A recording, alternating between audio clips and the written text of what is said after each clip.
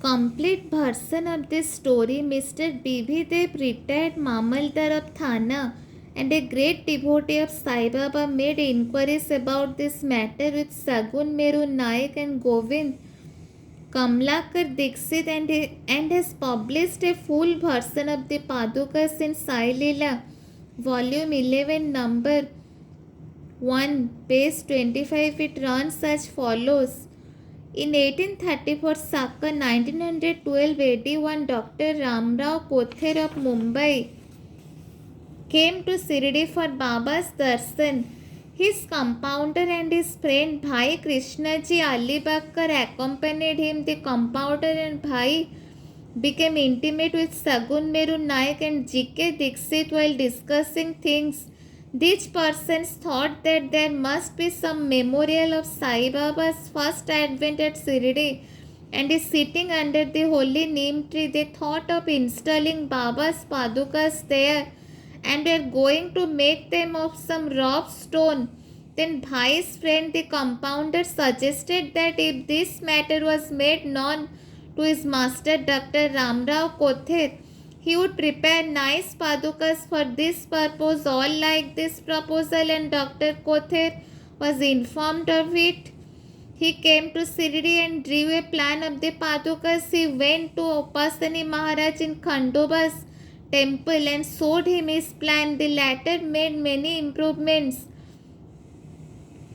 drew lotus flowers, conch, disc, mace, etc., and suggested that the following sloka regarding neem tree's greatness and Baba's yogic practice powers be inscribed. The verse was as follows: Sada nimba brukhyasya muladi vasat sudha stravinam tikta piya priyatam tarum kalpa brikhyas sadhikam sadhayantam Namameswaram Sadguru Sainatham.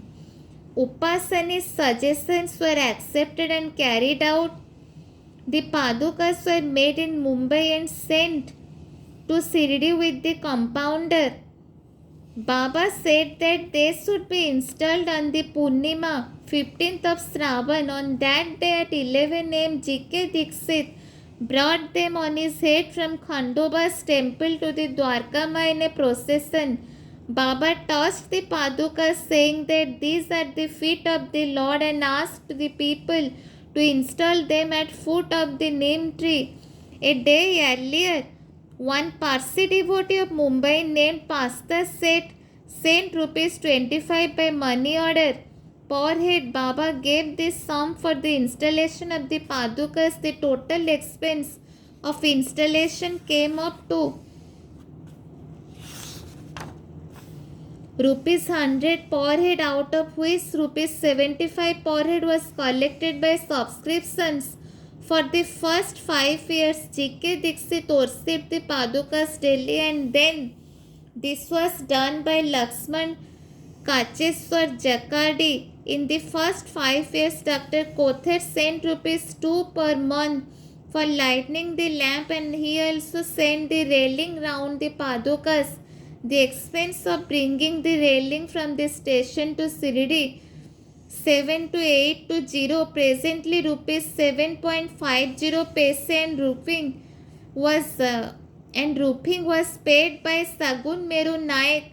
Now Jakardi Nana Pujari does the worship, and Sagun Meru Naik offers the Naivedya and lights the evening lamps.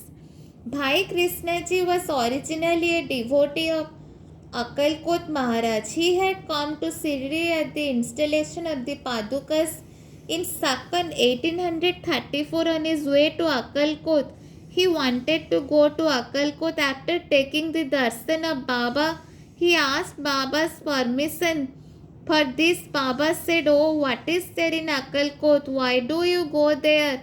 The Maharaj of that place is here myself." Hearing this, Bhai did not go to Akalkot. He came to Shirdi off and on. After the installation of the Padukas, Mr. B.V. Dev concluded that Hemadpant did not know these details. Had he known them, he would have not failed to depict them in his Satcharitra.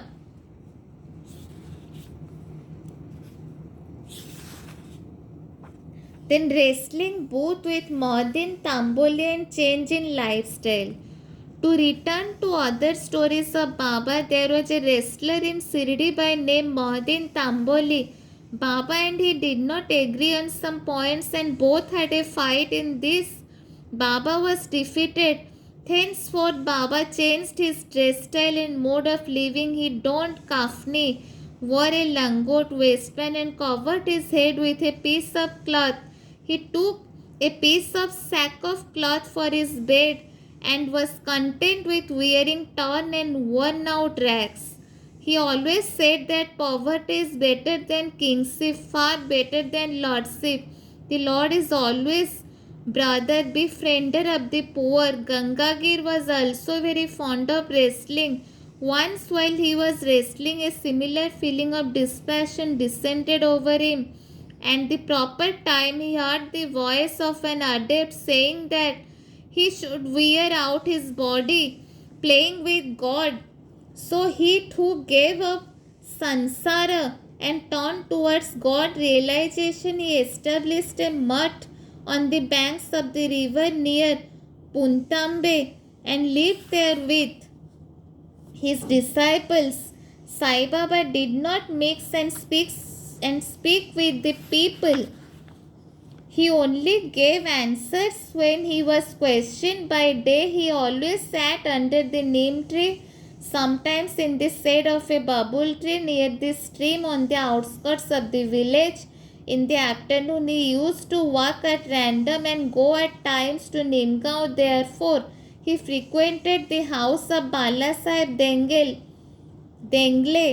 Baba loved Mr. Bala Sahib. His younger brother named Nana Sahib had no son, though he married a second wife. Bala Sahib sent Nana Sahib for taking darshan of Sai Baba, and after some time with his grace, Nana Sahib got a son. From that time onwards, people began to come in large numbers to see Sai Baba, and his fame began to spread and reached Ahmednagar. From Thames, Nana Sahib Chandorkar and Kesav Chidambar and many others began to come to Sirdi. Baba was surrounded by his devotees during day and slept at night in an old and dilapidated masjid.